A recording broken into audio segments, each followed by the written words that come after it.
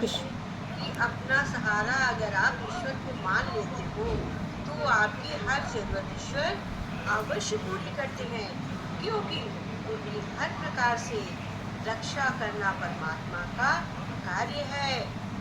कहते हैं अन्य चेतनम आम प्रज्ञा पर उपासते तेषां नित्याभियुक्ता नाम योगक्षेमे वह व्यक्ति मुझे अपना सहारा मानता है, उसका योगक्षेम में वध करता है।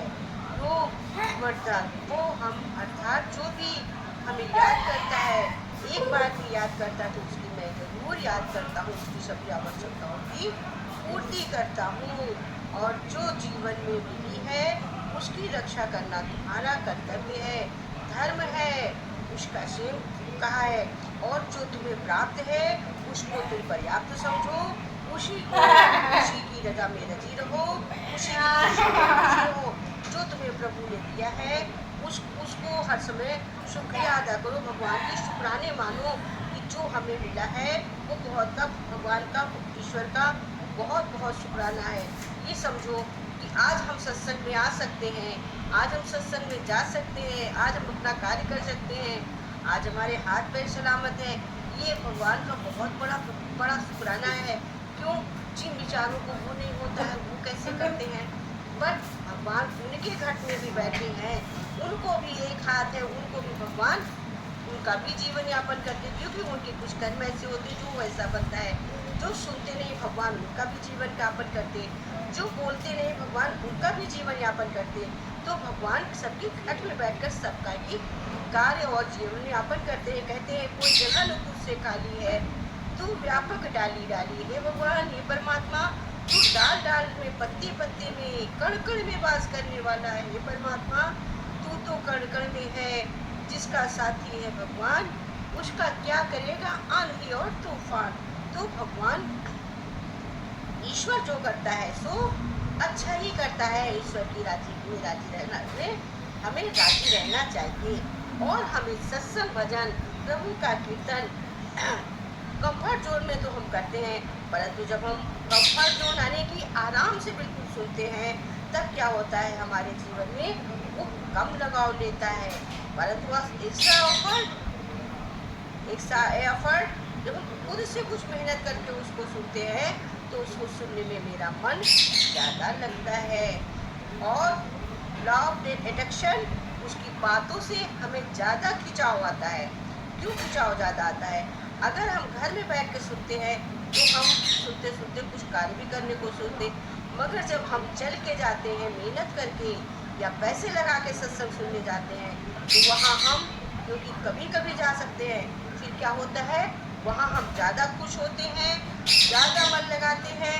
तो क्या वहाँ ज़्यादा सुनाया, वही चीज़ हमने घर में सुनी, वही अगर हमने ऑनलाइन भी सुनी है वही है, लेकिन उसमें हम क्यों लगाते हैं मन? वो हमको क्यों अट्रैक्शन करता है? वो हमको इसलिए खिंचाव ज़्यादा देता है कि उसमें कुछ मैंने मेहनत करी। जब हम कोई मेहनत नहीं करते तो बिल्कुल कंफर्ट जोन में सुनते हैं, परंतु हमें कोई भी सत्संग कोई भी भजन बहुत ज़्यादा कंफर्ट जोन में नहीं करना चाहिए, बहुत आराम से नहीं। हमें अगर हम बैठ सकते हैं तो खुद बैठ कर सुने, हम लेट के ना सुने। ये हमारी मजबूरी है कि हम नहीं सुन सकते हैं तो हम लेट के सुने। हमें कहते हैं कि अगर प्रभु ने, हम तो देख नहीं पाते हैं कि सूर्य ने कब तेज से आके मेरे कपड़े सुखा दिए, हम नहीं देखते, लेकिन भगवान तो सबको बराबर सुखाते हैं।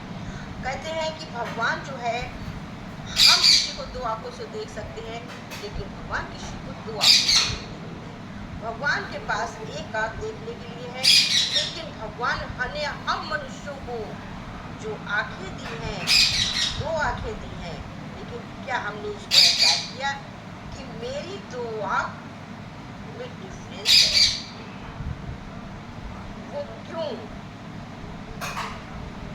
यहाँ पर मेरी बात को अगर ध्यान दीजिएगा, कहते दाईं आँख में हम ज़्यादा देखते, सब जो सुनेंगे मेरा लाइव वो जरूर देखेंगे कि दाईं आँख से हम कुछ ज़्यादा देख सकते हैं और बाएं हाथ से हम कुछ कम देख सकते हैं।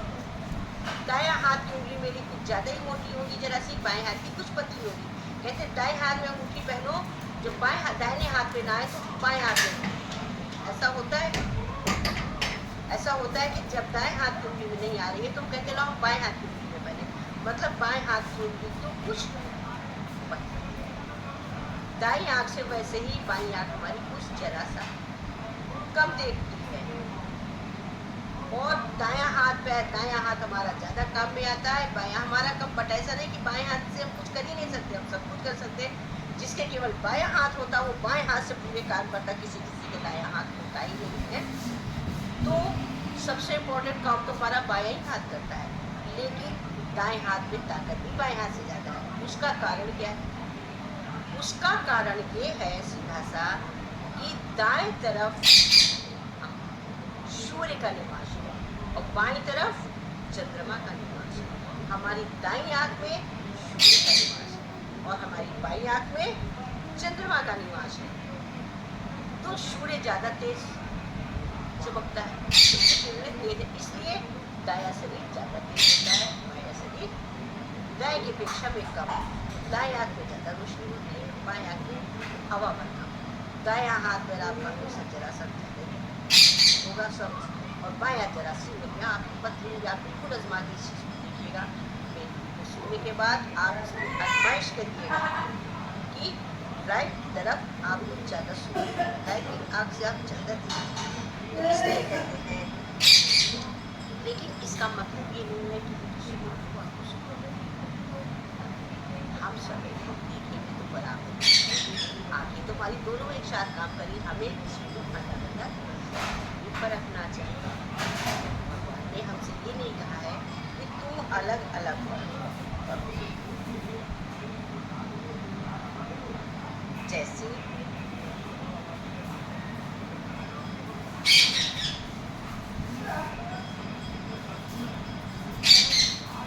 भगवान हमको कितने, कृष्ण भगवान सभी भगवान हमें कितना प्यार करते हैं, आप आजमा सकते हैं। जैसे हम अपने बच्चों को इतना प्यार करते हैं, वैसे प्रभु बच्चों को उतना ही प्यार करते हैं जिससे मैं अपने बच्चों को प्यार करती हूँ। आपने देखा होगा गाय अपने बच्चे को, गाय जब बच्चा देती है, जब उसका बच्चा डेड हो जाता है, एक्सपायर हो जाता है, तो गाय दूध देने में पैर हाथ मारती है, सर मारती है। क्यों?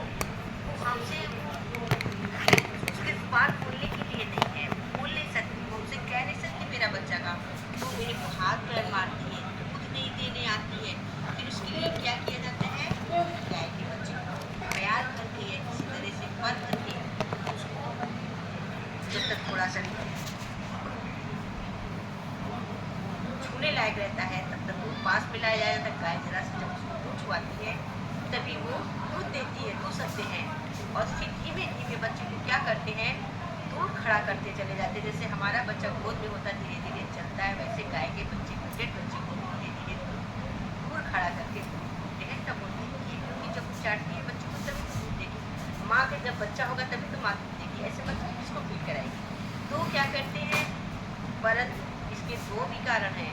एक तो दूध मिला दूधा को, और दूसरा यदि गाय का दूध नहीं निकाला जाएगा तो गाय को प्योसी हो जाएगी। प्योसी हो जाएगी मतलब शौर का बुखार, जैसे लेडीजों को होता है, गाय को भी शौर का बुखार हो जाएगा। तो गाय की जान का दूध होना है, इसलिए भी गाय का दूध निकालना है। ये प्रकृति का नियम है कि गाय का भी तो दूध निकालना बहुत जरूरी है। तो गाय को अपना बच्चा कितना प्यारा है, वो जब गाय का बच्चा रखा जाता है तब गाय, उसी तरह से हम लोग भी तो भगवान की संतान है, हरि की संतान है, कृष्ण की संतान है। वो हमको भी तो उतना ही प्यार करती थी। कहते हैं जैसा हम बीजा बोए, बट बीजा तो हमको भी बोना है। अगर हम बीज बोते हैं तो वो अंकुरित जरूर होगा। जब हम बीजा ही नहीं बोएंगे तो अंकुरित क्या होगा? जब हम बीजा बोएंगे तो भले ही हमने बिना फसल के बो दिया है, वो फसल आने पे जमेगा, लेकिन बीजा फल जमेगा जरूर, अंकुर आएगा जरूर, उसमें फल फूल आएंगे जरूर, और वो हमें प्राप्त जरूर होंगे। भले ही वो देर से निकलेगा क्योंकि हमने सीजन से पहले बो दिया है, वो सीजन पे ही निकलेगा, लेकिन जब हम बोएंगे ही नहीं तो निकलेगा। यही चीज हमें सत्संग सिखाती है, प्रभु सिखाते हैं। अगर हम भगवान का स्मरण करेंगे तभी तो भगवान की याद आएगी, हमारा उनसे टच होगा, हमारा उनसे उनकी तरफ खिंचाव होगा। और जब हम वही नहीं करेंगे तो हमारा उनकी तरफ नहीं, भगवान प्रभु की तरफ जाओ कम होता चला जाएगा। कि जिसको कहते हैं नास्तिक, तो वही लोग नास्तिक जैसे बन जाते हैं जो भगवान की तरफ खिंचाव ही नहीं रखते हैं।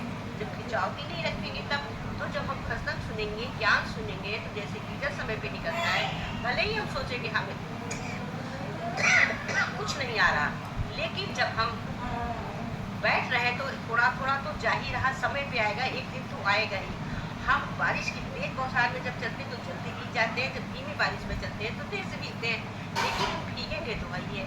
तो हमें ज्ञान आएगा ही आएगा, ऐसा नहीं है कि हम ज्ञान से ओत-प्रोत नहीं होंगे, हमें ज्ञान जरूर आएगा, क्योंकि अट्रैक्शन जरूर होगा जब हम वहाँ पे जाएंगे। तो लेकिन जरूरत है हमें कुछ खुद अट्रैक्शन बढ़ाने। जब तक हम कुछ खुद नहीं करेंगे, हाँ ये जरूर है कि सतत प्रक्रिया करने से हमारा चरित्र भी अच्छा होता है और हमें ज्ञान भी जल्दा टिकाऊ मिलता है।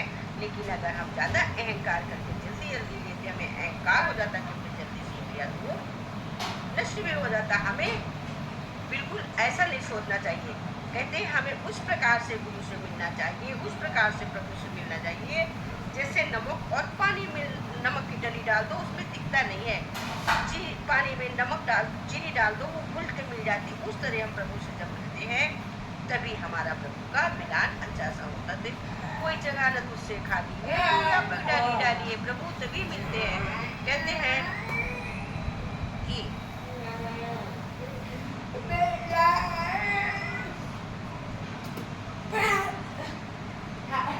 और हमारे चिल्लाने बड़बड़ाने से कुछ नहीं होता है।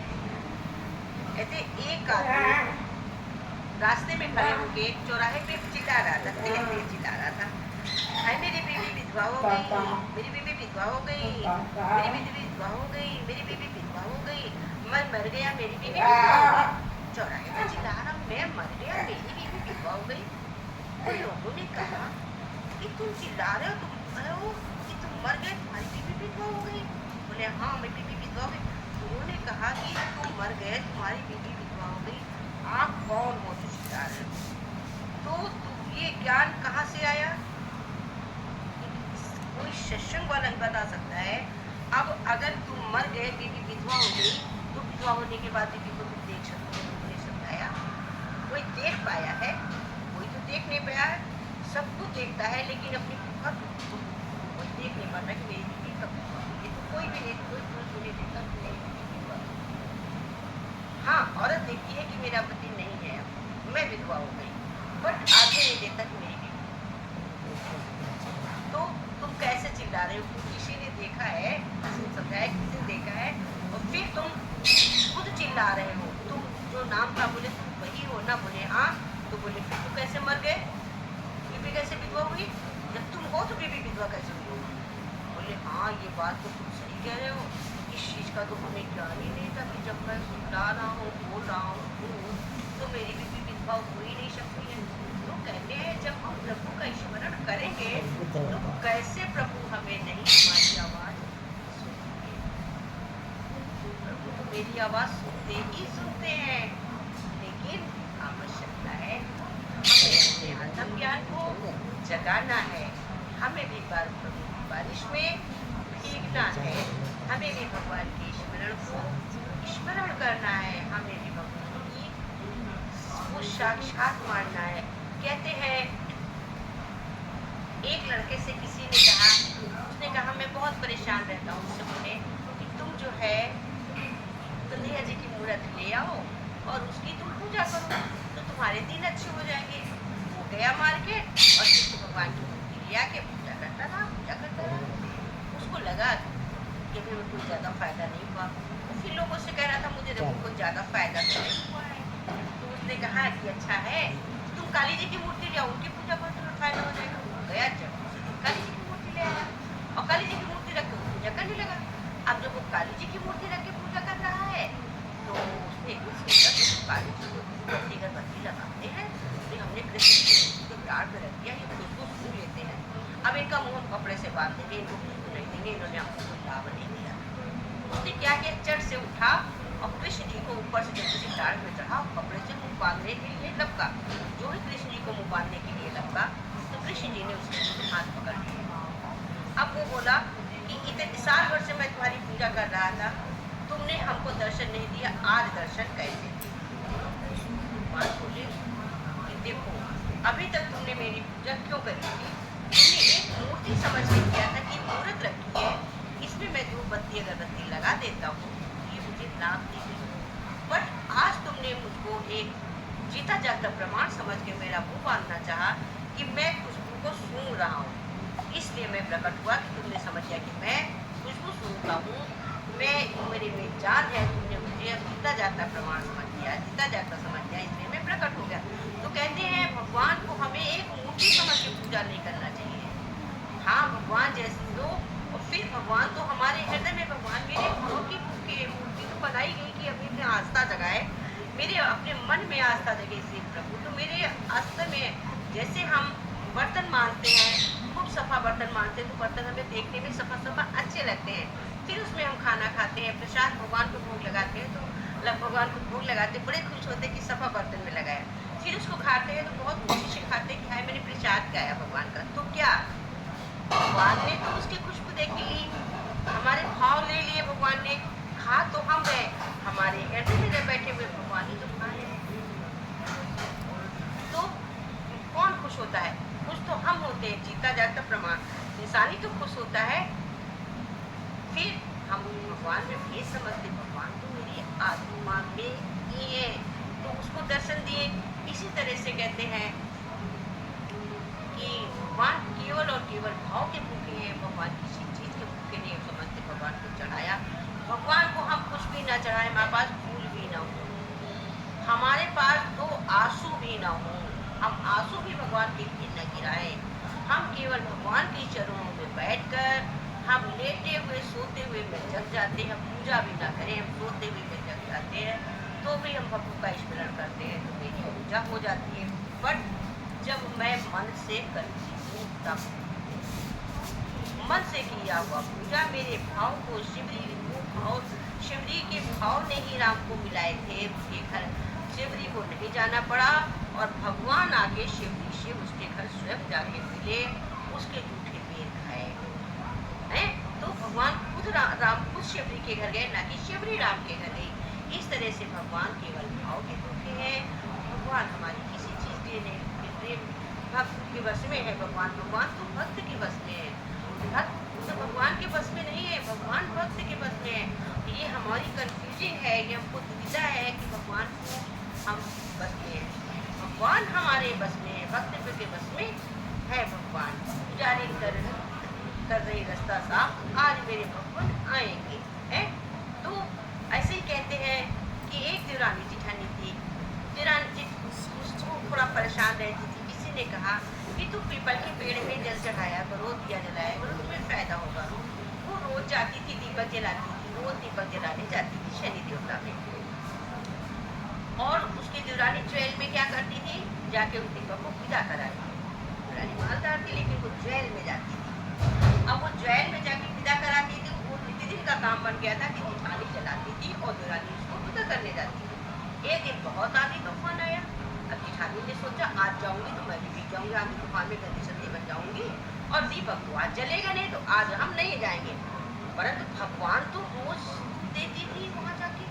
अब भगवान जैसे हमारी आदत है रोज बना के खाना खाते हैं, तो रोज ही बनाते हैं, बीमार होते तो कोई दूसरा देता, वैसे भगवान भी वेट कर रहे थे कि दीपक जलेगा। अब ये गई नहीं जलाने और देवरानी ने सोचा कि टाइम से जलाई हो, देवरानी दीपक को विदा करने गई। जब विदा करने गई तो वहाँ भगवान प्रकट हो गए। तो इसने भगवान के पैर पड़े, बोले कि भगवान आपने हमको दर्शन कैसे दिया, हम तो आप पूजा नहीं करते थे, हम तो आपका दीपक विदा करने आते थे, भगवान ने कहा विदा करने आने थे, मतलब है वो श्रद्धा भाव से रोज जलाने आती थी। और तुम्हारे मन में श्रद्धा थी कि रोज हम दीपक विदा करेंगे, तुम्हारी ये श्रद्धा थी, लेकिन उन्होंने नियम तोड़ दिया और तुमने नियम नहीं तोड़ा, तुम उसी बात दिया विदा करने, इसलिए हम आपसे क्योंकि तुम्हारा भाव विदा करने में लगा था, तो तुम विदा ही करने आई, तो मैं तुमको क्योंकि जो सचत काम, इसका भाव क्या है, ये नहीं है कि हम भगवान को गिराए ढकेले पूजा न करे। इसका भाव ये नहीं है, इसका भाव ये है कि जो श्रद्धा भाव से रोज अगर एक शब्द में भगवान का स्मरण करते हैं तो एक आध एक कल रोज करते करते हमें अध्ययन होता है, हमारे मन में भाव जागृत होता है, हमारे दिल में भाव आता है प्रभु के प्रति। जैसे एक महात्मा एक द्वार पे दस्तक दिए, बोले विश्राम दी। तो उस घर से एक छोटी बच्ची आई और उसने कहा बाबा हमारे पास देने को कुछ नहीं है। बाबा ने कहा कुछ दे दे बेटी। बोली बाबा हम बड़े गरीब है, हमारे घर में कुछ नहीं है। बाबा ने कहा बेटा ऐसा नहीं कहते हैं कि हम गरीब हमारे घर में कुछ नहीं है, कुछ दे दे, जा अपने आंगन से एक मुट्ठी मिट्टी दे दे। हो गई आंगन से एक मुट्ठी बटोरी और लाके उनके धूप पे डाल दिया। उनके शिष्य देख रहे थे, शिष्य ने कहा गुरु जी आपने मिट्टी भिक्षा में दी है, मिट्टी की कोई भिक्षा होती है? तो महात्मा ने क्या कहा, बड़ी सुंदर बात कहे, तो क्या हुआ मिट्टी दिया तो आज अगर ये हमें भिक्षा न देती तो इसकी भिक्षा देने की आदत न बनती, फिर ये कभी भिक्षा न दे पाती। और आज इसने हमें पेट में भिक्षा मिट्टी दी है तो आज इसके हाथ में भिक्षा देने का साकार पड़ गया है, तो ये कल भिक्षा तो दे पाएगी। अब ये किसी को आज मिट्टी दी है तो कल सेवे देगी अच्छी, इसके संस्कार तो पड़ गए। अगर आज ये संस्कार न पड़ता तो ये कभी भिक्षा नहीं दे सकती थी। कोई बात नहीं बेटा, हाँ इसकी आदत तो बनी आज देने की। तो कहते हैं जो मेरी आदत होगी वही तो हम करेंगे। तो इसलिए हमें अच्छी बातें सीखना चाहिए, अच्छे संस्कार लेने चाहिए, देने चाहिए, बच्चों को भी अच्छे संस्कार देने चाहिए।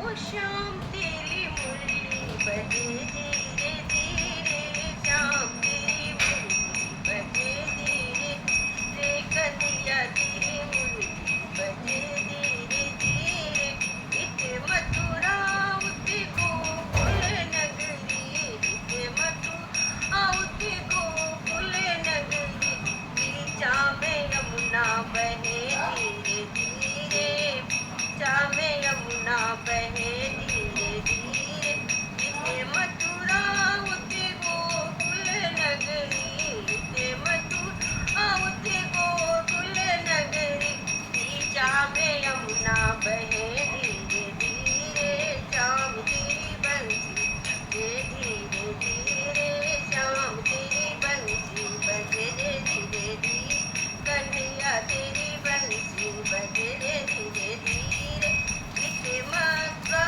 मंगल उते दामादी, इते मधु मंगल इते देवी, इते मधु मंगल इते मधु मंगल इते श्री दामा, इते मधु मंगल इते श्री दामा, अरे बीचा में कान्हा चले धीरे धीरे, इते मधु मंगल इते श्री धामा, बीचा में कान्हा चले धीरे धीरे, बीचा में ना चले धीरे धीरे, श्याम तेरी बंसी बजे धीरे धीरे, कन्हैया तेरी बंसी बजे धीरे धीरे, सांवरिया तेरी बंसी बजे धीरे धीरे, इते में ललिता इते में विशाखा, इते में ललिता इते में विशाखा, बीचा में राधा चले